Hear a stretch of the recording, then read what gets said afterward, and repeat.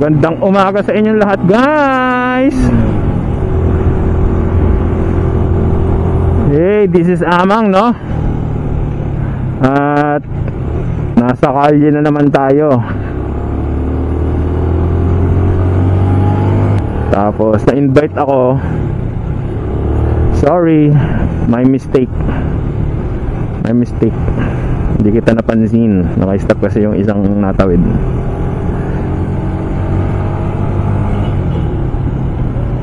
Okay, so na-invite ako sa October 9 to 11. Actually, hindi naman na-invite, pero nag-register ako.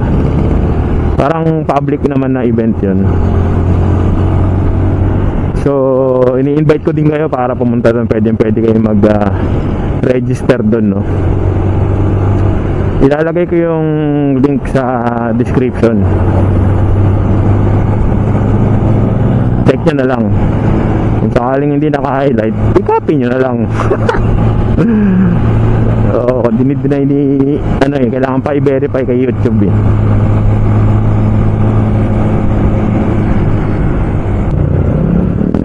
Uy, muntik na yung bike. Konti na lang, oh, 'di ba? Tama ako, yun yung U-turn, 'di ba? Konti na lang, guys. Aabutin yung gulong ng bike, mahal pa naman 'yun. Naka-usli kasi siya eh. Yung haba-haba ng ng truck. Ang laki ng turning radius niyan eh. Mga naging kaibigan kong truck driver, yun din yung sinasabi nga, tsaka bus driver, no? Hanggat maaari, huwag kang didikit sa truck or sa bus kasi nga pag lumiko yan, yung petan papalo, I mean, mahagip yung nandun, parang sakupin niya ba? Kaya nga sa haba ng sasakyan na yun, nabelo pa sila pag halimbawa magle-left turn, hindi sila pwede dito sa may or halimbawa kakanan, hindi sila pwede dito sa may lane mismo na papunta ng kung saan man. Pakain pa sila ng isa pang lane kasi nga ang laki ng turning radius nila, no?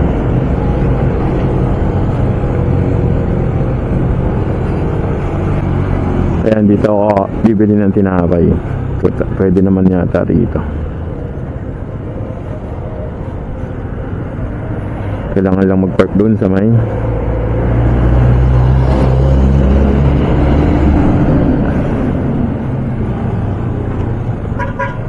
dito.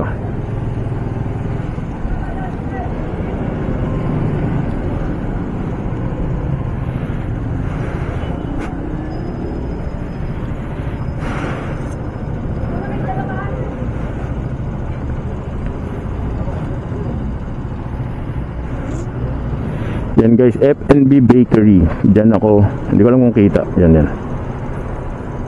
F&B Bakery dito sa Palapala. So, meron ng Spanish bread, oh. Get the top restaurants in town delivered straight to your door. Download the Foodpanda app and order food from the hub. Ate, Spanish bread nga 3.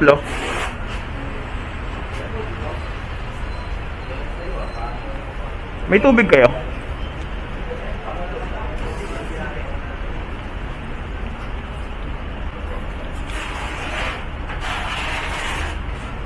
Ito eh.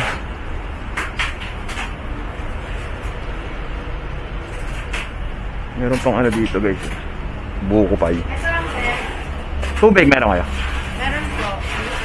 Isang tubig din.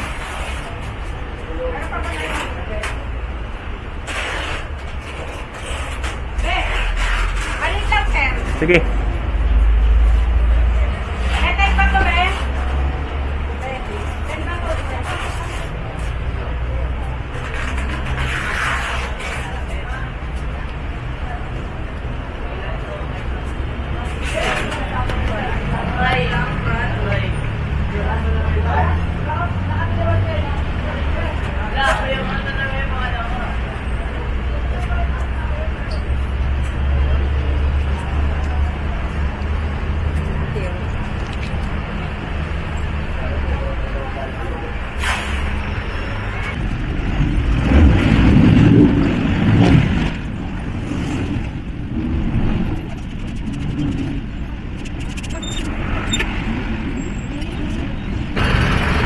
fairness guys, masarap yung ano, masarap yung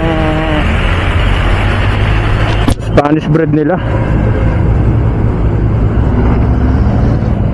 In fairness, masarap yung Spanish bread.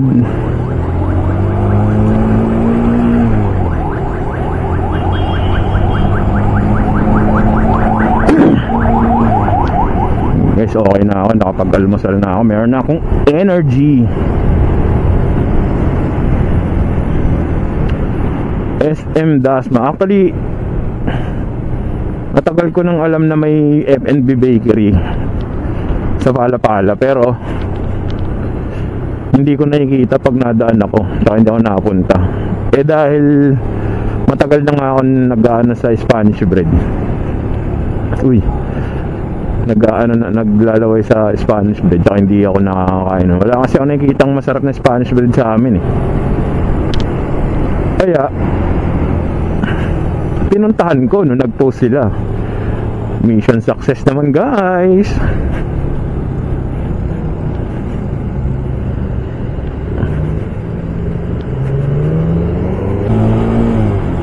Ano naman bago, mukhang pahaba ano, papuntaran. Yung mga wheelcon kasi nakikita ko palapad. Yan hindi. Either palapad siya, palapad bahaba, papunta sa likod, or may second floor or ano, pababa, basement. Kasi yung dito sa silang ganun eh.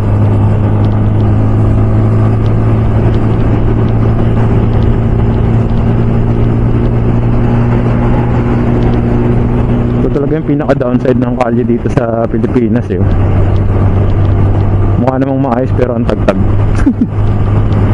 Hindi ko alam kung yung ano ba o yung motor eh.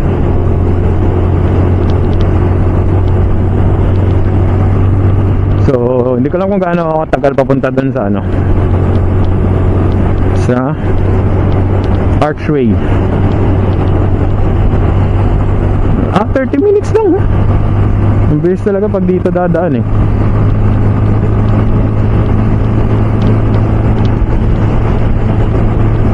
Ayoko lang talaga nadaan dito eh.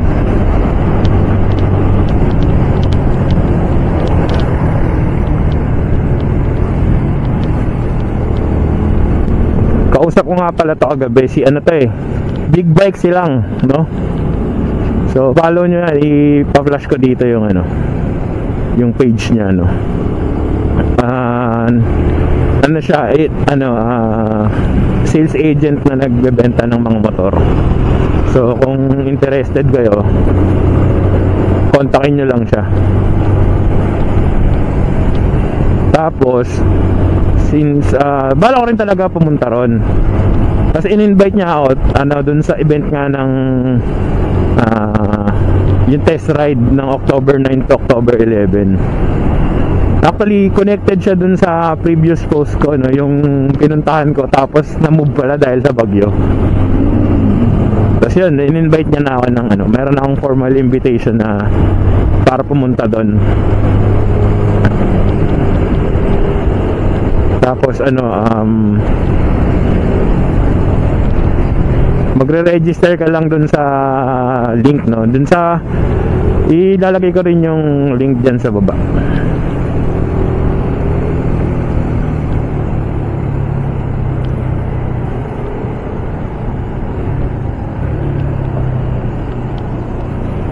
May usok.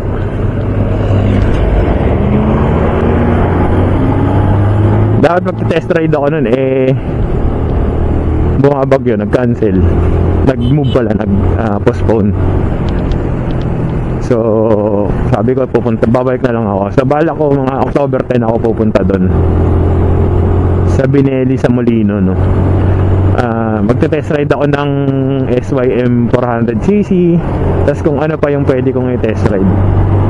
So pag pupunta kayo doon, kailangan may dala kayong helmet, may dala kayong siyempre lisensya, and of course naka proper gear kayo, ibig sabihin naka hands, no, kung hindi kayo naka shorts kayo, hindi kayo papayagan maghawak ng ano or mag test ride. Pati sleeveless yung nga pala yung dyan, no, marami rin ako nakikita na naka sleeveless, no, kahit lalaki, pero ano yun eh, naka-indicate yun sa ano eh, dun sa ano ng LTO, bawal yun eh, bawal ka na naka-sleeveless. Malinaw siya dun sa batas nun. Kalimutan ko anong section yun, pero nung nagpa-pro kasi ako ng ano, ng lisensya, na-review ko yun.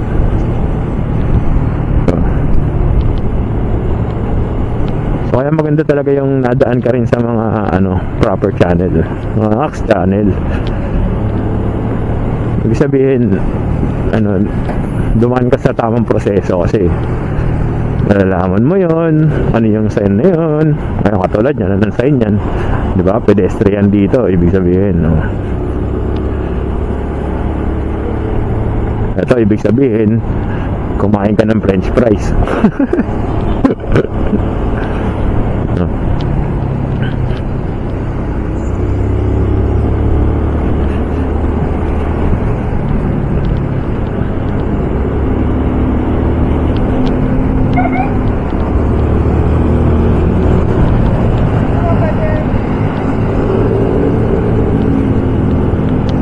So dahil nakita ko na yung entry ng Calax, ibig sabihin malapit na ako. Ganun ba yun? Bilis eh. Ay hindi, malapit na ng Tagaytay ito eh. Malapit na ako ng Silang.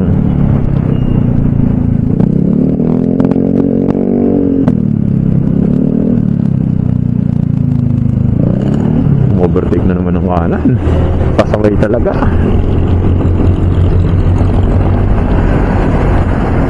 Ay ate, bigla ka lumabas.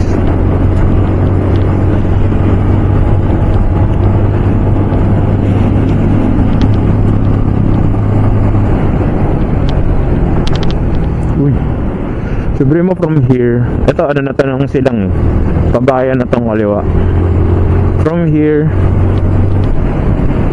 23 minutes pa, 13 kilometers. Layo pa, no?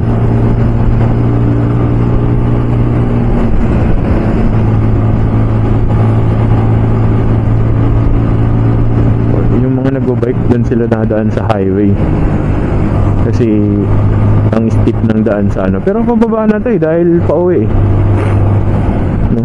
Mas ang bilis nga doon pagka sa ano ka, Amadeo. Nung boy pa yung father ko, meron siyang dalawang bike. Pero bago siya mamatay kasi isa na lang. Nung boy pa siya, tapos parang lagi ako na-injured dun sa basketball. Kaya parang nag-isip ako magpalit ng sports. So ang ginawa ko, nagbike ako. Tapos bakasyon ko yata yun. Bakasyon ko. Tapos ano, ang target ko dapat bago matapos yung bakasyon ko, makapagtagaytay ako. Tapos si Papa gumagamit ng motor ko nun, yung maliit kong motor, hindi XRM, Kimco. Kalimutan ko na yung AXR yata yung model, lumang model.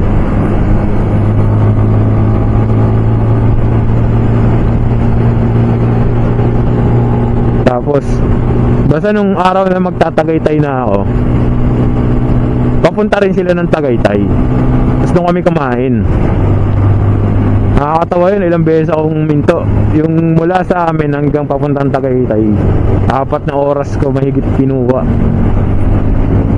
Tapos malapit na akong mag-give up. Kasi dati nung nagmamotor ako, hindi naman ako palagala. Yung nagkamotor ako, parang recently na lang. Dati lang yun, service ko lang. Tapos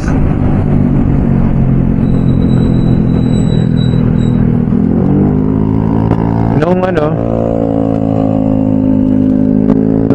papunta na ako ng Tagaytay, hinto ako. Parang ang ano kasi talaga ng akyatin eh, lagi ako humihinto. Tapos nung umiinit na, sabi ko uwi na kaya ako. Laging ganun yung sinasabi ko. Pero ang nangyayari, tuwing magpapahinga ako, sinasabi ko lang na uwi na ako. Tapos bibili ako ng tubig, ice tubig sa tindahan na malamig. Imbis na inumin ko, ipinapaligo ko sa akin. Kasi ang init talaga eh. Alam mo yung hindi naman mainit yung, bukod sa hindi sobrang init yung yung sikat ng araw, pero grabe ang init talaga. Kasi yung pakaramdam ng pagod mo. So yung ginawa ko nun, pinaliligo ko. Tapos siguro tansya rin ni Papa yung niya, yung bilis ko, na alam niyang ganong oras ako aabutin. Nagkita kami doon na sa may paliko na ako ng Tagaytay. Sabi niya, kaya mo yan, konti na lang. Tapos yun, luma pa yung itsura nung dati, mahogany. Hindi pa ganun yung katulad nung ngayon na may second floor. Tapos nasa baba yung hindi ganun. Dati, di ba palengke, tapos yung mga kainan nakahilera lang sa baba. Parang probinsya feels na karinderya, alam mo yun. Ngayon kasi nasa di ba, parang may building na sila. Masarap din naman, pareho rin naman masarap, pero mas maganda yung feels dati.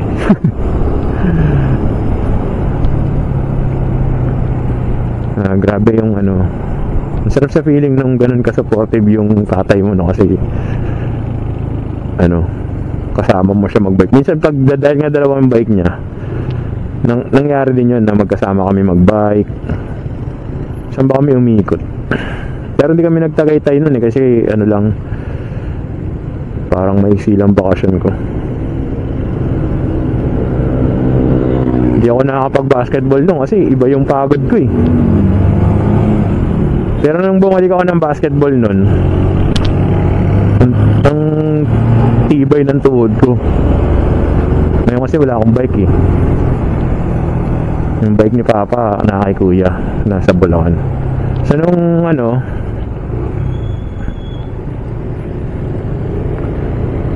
nung pag nakauwi ako nun, tapos alam nila, kasi alam ng mga tropa ko na nagbike ako eh. May nagtanong sa akin, ano daw ba napapala ako pag nagbabike and ganyan. Sabi ko, masarap talaga sa feeling, hindi ko siya ma-explain eh. Kasi alam mo yung feeling na may napuntahan ka na nagbike ka lang. Ganun yung imagine mo yun na halimbawa ikaw may pupuntahan ka pero naglakad ka lang. Tapos ang matindi nun, halimbawa naglakad ka, nagbike ka, andun din yung ego mo na nakakaya pag nag-bus ka. Pag sinakay mo yung bike, di ba? So pipilitin mo talagang pumadyak hanggang sa makapunta ka sa pupuntahan mo. Yung pauwi naman madali na kasi pababa. Bari mo yung 4 na oras kong kinuha, 1 oras ko lang kinuha pababa. Pas ng time na yun, alam ko hindi pa record ngayon yata record na pagka nakabike na helmet din. Dati hindi naman siya record. Although mas maganda talaga ako naka-helmet kapag nagbo-bike. Pero noon hindi ako nagde-helmet kasi naiilang ako.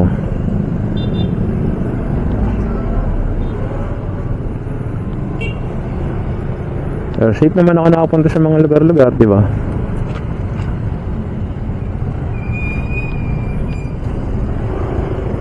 Ang magagandang cafe dito guys sa Silang yung Hidden Charm. Hindi ko pa alam iba, pero yung Hidden Charm yun talaga go to ko yung dati. Pero na-develop na yun ngayon, hindi ko alam kung ano na itsura. Next time ko na pupuntahan. Tapos pag halimbawa gusto mong makatipid ng sapatos, bibili ka ng sapatos branded, dito ka sa Hacienda. Mga lumang model yan guys, pero minsan sa Adidas may buy one take one, buy one get one, no? Yung iba may 50% off sa ibang brand, meron yung iba 30%, depende. Tapos yung mga damit ganun din. Dito ako nakabili ng magandang t-shirt na pang alis nakadagdag ako ng mga pang alis ko. Kasi pag mga damit ko talaga na lang, dry fit. Hindi na ako masyado nakabili ng mga ibang damit. So dahil nagpunta kami dyan, friend ko, mag-asawa sila, sinama nila ako. Hindi lang namin kasama si Bleshmark, si Ses at si TJ. Sinama nila ako. Hindi pa nanganak ng si Ses. So namili kami ng damit. Siyempre ako konti lang kasi wala naman akong budget, pero sila dami nilang nabili. Yan, ito dito Shell. Tapos yun na yung ang tag dito, Hacienda na. Ayan, Hacienda Designer Outlet. Yan diyan guys, yan Hacienda, diba?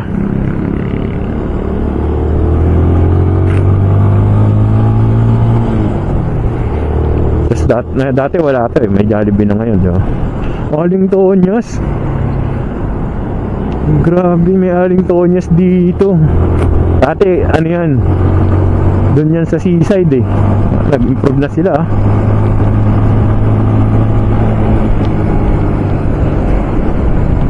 Wala na akong pera ngayon, wala na akong budget sa ganyan. Sana magkaroon. Masarap kumain sa mga ganun yung dampa. Uy, paluto.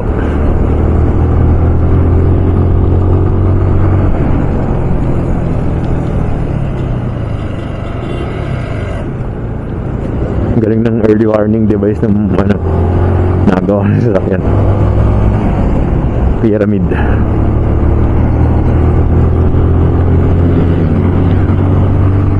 Uy, 7 minutes na lang guys, ang lapit ko na.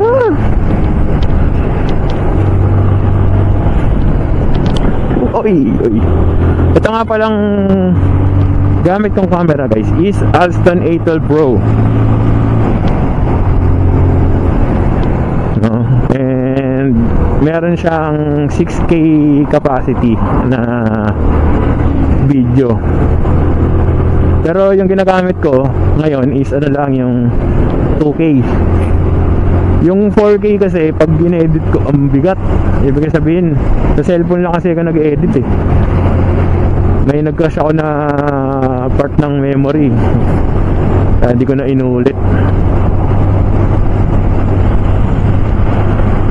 So 2K, nung inano ko naman yung 2K, malinaw naman siya. Tapos kung sino man yung naka Alston A12 Pro dito na makakapanood nito, baka meron kayong Alston A12 Pro, mas maganda ba kung naka fish eye lens? Kasi parang yun yung kailangan ko para, kasi pag naka portrait na mode, ang lapit ko masyado parang maliit lang yung nakukuha niya. So feeling ko yung fish eye lens yung kailangan. So kung Alston A12 Pro kayo, suyo naman. Comment kayo dyan.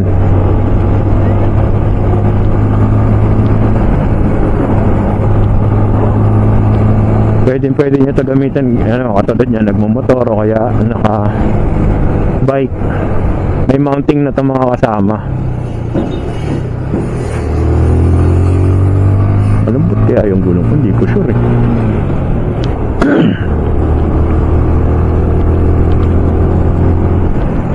Tapos may nabibili namang external extra battery.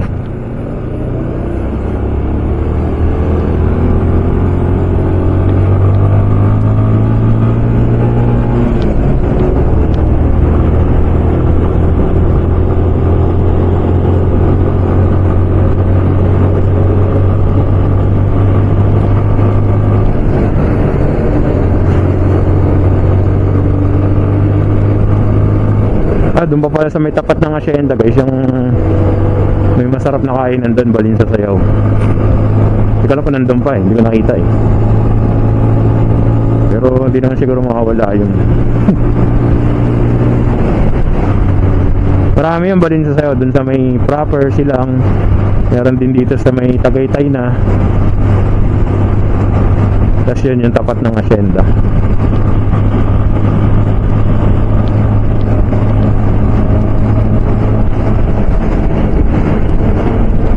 Kaya dito ako nakapwesto guys kasi ang tagtag dun sa kabila, kaliwa. Dito maayos eh. Makasakit yung balikat eh.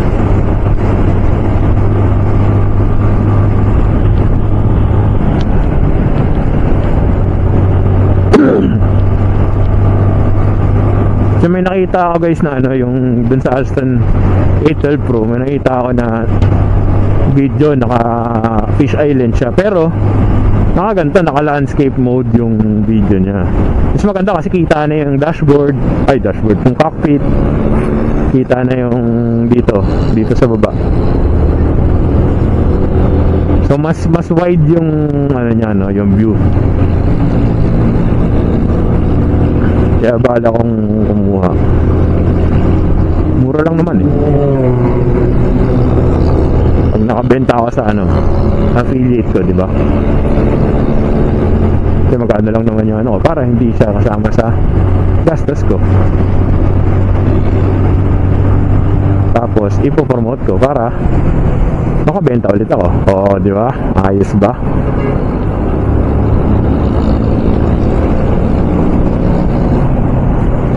Lapit na ako, nakita ko na yung red mark.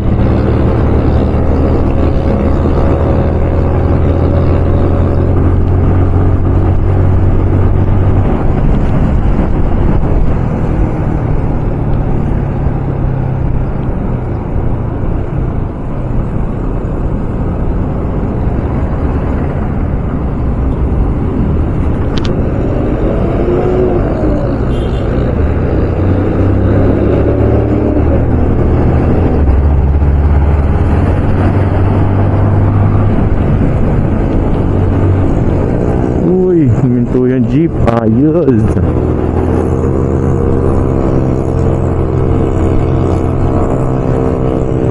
Dito raw siya malapit sa billboard. Nakita ko na yung billboard eh, so malapit na ako. Kaya babagal na ako.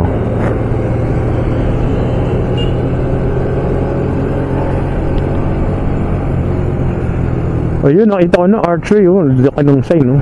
May BRM din sila na helmet.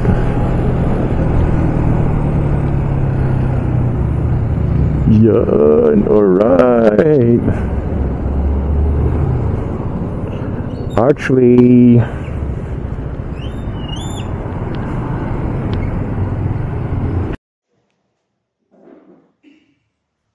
Ang ganda nito guys. Ito yung Benda Dark Flag. Iilan lang daw to dito sa Pilipinas. Kung interested kayo guys, kontakin nyo si Big Bike silang. Ang angas talaga yun, ganda! Siyempre marami pa silang ibang motor dito. No? May isa pang Benda na pinakita dyan sa akin. Pero ito talaga yung highlights, ang ganda talaga nito. Itong unit na to is sold na guys, kaya hindi ko maupuan. Tsaka ayokong upuan kasi baka mamaya ma-damage ko pa eh. Ito naman guys, CF Moto. Ito yung adventure bike nila. Ang ganda rin nito guys, ang taas lang eh. Ito 450NK naman. Ito si Big Bike silang guys. Si Richard Briones. At nakita ko din dito guys, si Archway Motors TV. Silang. And paalis na ako.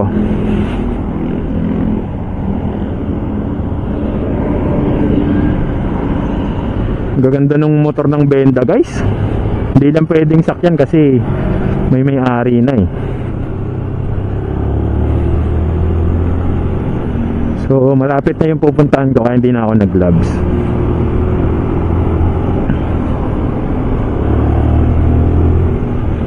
Medyo gutom na ako. So hindi ko alam kung isasama ko yung ibang part ng mga naunang video guys, no? Kasi although sayang, matagal ko kasi hindi ginamit tong helmet na to dahil nilaban ko yung ano. So yung orientation nung antag dito nung mount na bago. So hindi ko alam kung bakit nakapaling sa kaliwa, pero pwede naman, nakakailang lang, di ba? So titignan ko habang ini-edit ko kung isasama ko. So kung napanood nyo, ibig sabihin may mga napili ako. Yung gamit ko kasi madalas is yung half face ko eh.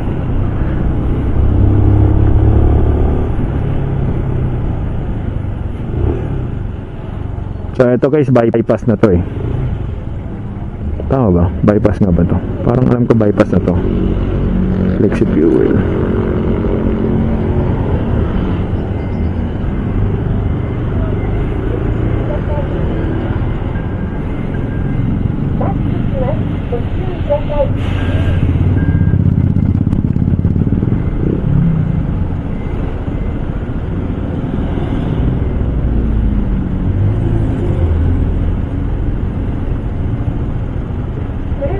Medyo nawala ako sa wisyo kasi ano guys, nasira yung ano ko,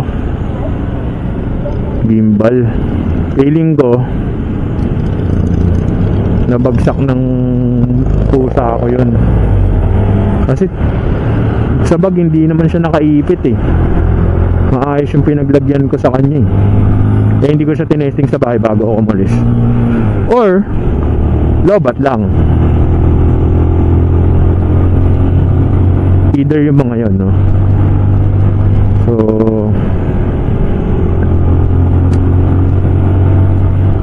yun, no? Buti na lang may bike lane dito, pero sa akin mas maganda pa rin magbike dun sa kabila.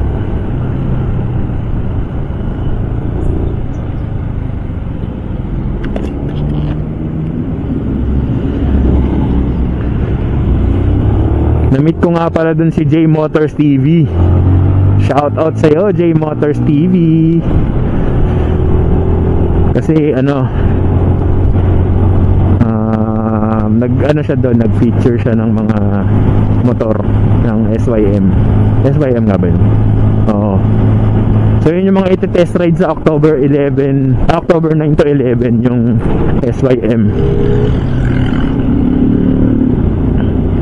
Kasama sa line-up yun.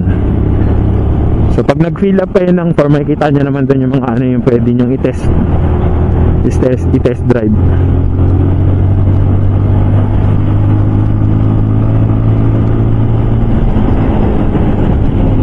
Ang ganda guys, oh. Oh. Diba? Wag! Tapos may McDo dito sa kabila. Ang ganda ng view nila. Ano? Nakikita nyo ba? Ganda, di ba? Kita nyo ba? Hindi ko alam eh. Init. Umulan na eh. Kaya medyo mainit kasi umulan na. Sumingaw na yung ano. So ay dapat dito malumot eh, madulas. Punta akong ano guys, punta akong Mahogany. Take time ako ng lakad. Ano siya? Enjoy ko muna yung ano ko, yung ang tawag dun, self love ko. Bye.